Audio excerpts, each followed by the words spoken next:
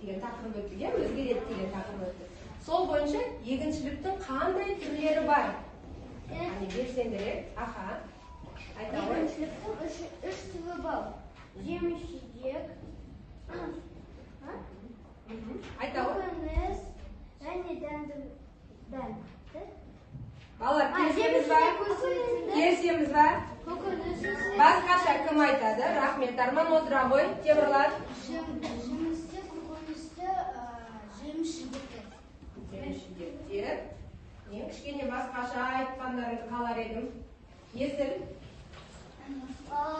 Егіншілік үш түрге бөлінеді. Жеміс-жидек, көкөністер және бұл егу түрлерінің.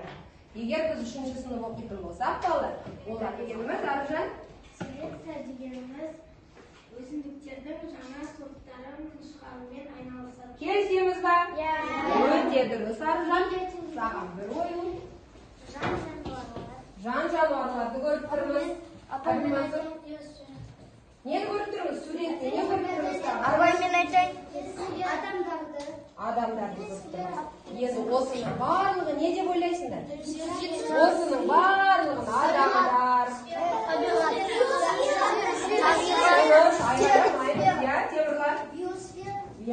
Биосфера деп ойлайсың, иә? Осының барлығын не деп айтамыз? Қоршаған орта. Бізді қоршап жатыр екен. Ал қоршаған орта.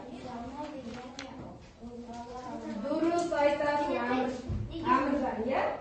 Яғни жанды табиғат өседі, қозғалады, өледі, қайтадан тұқымнан өседі, қайтадан не істейді, немесе төлдері болады. Осыны біз жанды және жансыз табиғат деп ерекшелейміз.